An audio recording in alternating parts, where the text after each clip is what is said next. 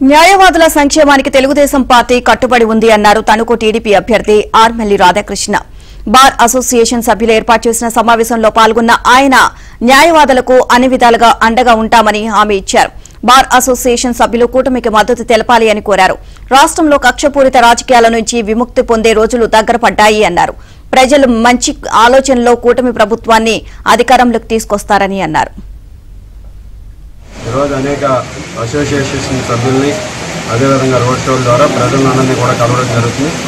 ఈరోజు గత నెల రోజులుగాను కూడా నియోజకవర్గంలో అన్ని గ్రామాల్లోనూ వార్డుల్లోనూ కూడా ప్రచార కార్యక్రమం నిర్వహించే సమయంలో ప్రజలందరూ కూడా పెద్ద ఎత్తున స్పందిస్తూ ముఖ్యంగా మహిళలు అదేవిధంగా వివిధ వర్గాలకు చెందినటువంటి వ్యక్తులు అందరూ కూడా తెలుగుదేశం జనసేన బీజేపీ కూటమికి సంఘీభావంగా ముందుకొచ్చి వారందరూ కూడా నా గెలుపుని ఆకాంక్షిస్తూ స్వాగతం పలకడం ఈరోజు నియోజకవర్గంలో పెద్ద ఎత్తున వారందరూ కూడా స్పందించడం రాబోయే రోజుల్లో తెలుగుదేశం జనసేన బీజేపీ కూటమి అధికారంలోకి వస్తుందనడానికి నిదర్శనమైన సందర్భంగా తెలియజేసుకుంటున్నాం. అదేవిధంగా ఈరోజు బార్ అసోసియేషన్ సభ్యులను కూడా కలవడం జరిగింది.